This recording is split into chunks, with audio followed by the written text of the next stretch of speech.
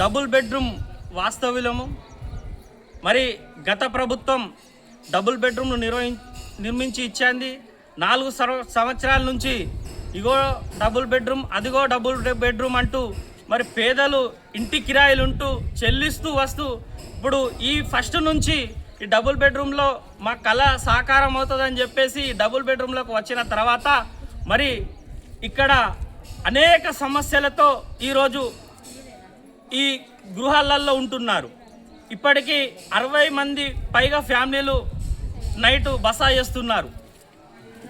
మరి దీంట్లో కరైన వసతులు లేక, తాగడానికి త్రాగునీరు లేక, నిత్యావసర కోసం వాటర్ లేక, బట్టలు పిండుకునడానికి కావచ్చు, బోళ్ళు కడుక్కునడానికి కానీ ఒక చుక్క వాటర్ లేక ఇబ్బందులు పడుతున్నారు.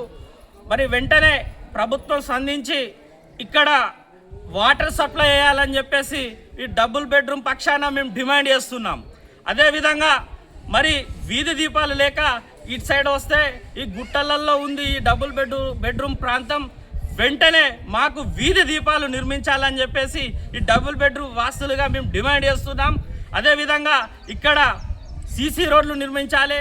లేని ఎడల ఇక్కడ ఎంతోమంది 10 సంవత్సరాల నుంచి చిన్న పిల్లల నుంచి పెద్ద ముసలమ్మ వరకు ఉన్నారు. వెంటనే మాకు సీసీ రోడ్ నిర్మించాలని చెప్పేసి ఈ డబుల్ బెడ్రూమ్ పక్షాన మేము డిమాండ్ చేస్తున్నాం. ఎందుకంటే నిన్న ఒక అతను కింద పడిపోవడం జరిగింది. బయట నుంచి ఇక్కడ కుటుంబంతో ఉంటూ నిన్న బయట నుంచి వాటర్ తీసుకొస్తుంటే కింద జారి పడిపోవడంతో అతను తలకు దెబ్బ తగిలింది. ఇలాంటి గాయాలు కాకుండా ఈ డబుల్ బెడ్రూమ్ వాళ్లకు వెంటనే సీసీ రోడ్లు నిర్మించాలి, వీధి దీపాలు పెట్టాలి, వాటర్ సప్లై చేయాలి. మరి వాటర్ పైప్ లైన్ లీకేజీలు ఉన్నాయి, వాటిని క్యాపులు పెట్టి మంచిగా చేయాలని చెప్పేసి మేము డిమాండ్ చేస్తున్నాం. ఓకే.